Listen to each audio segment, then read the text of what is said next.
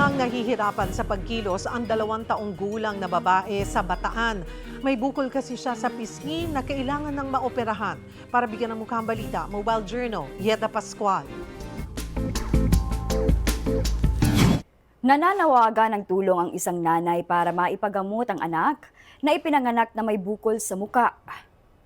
May bukol sa kaliwang pisngi ang 2 taong gulang na si Natasha. Ang tawag dito ay cystic hygroma. Isang birth defect kung saan may tumubong malambot na bukol, karaniwan sa leeg o ulo na may lamang tubig. Habang lumalaki siya, papalaki ng papalaki. Akala ko, may pinanglihan na ako na pagkain.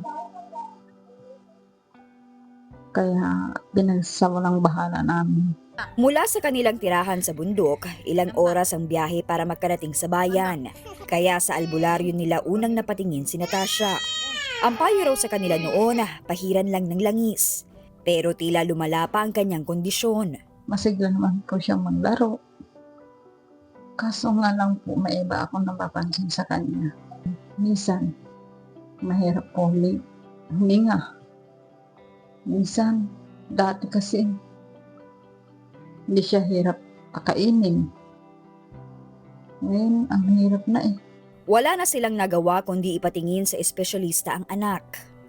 Dapat daw ang gagawin sa kanya, dapat daw maoperahan daw agad. Sa lalong madaling panahon po. Sana man po kukuha kami pambayad ng opera. Sa kita ng mister ni Joy na 5,000 piso buwan-buwan sa pagka-caretaker ng farm, saan nga ba siya makakakuha ng pantustos sa 250,000 pesos para sa operasyon?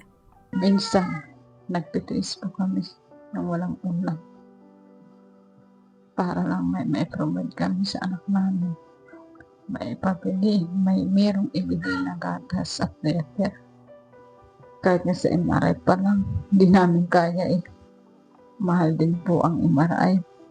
Sabi, umaabot daw po ng 20,000 plus yung MRI. Saan po kami kukuha nun? Mga kapatid, ako po si Mobile Journal Yeda Pascual. Hatid ang muka ng balita.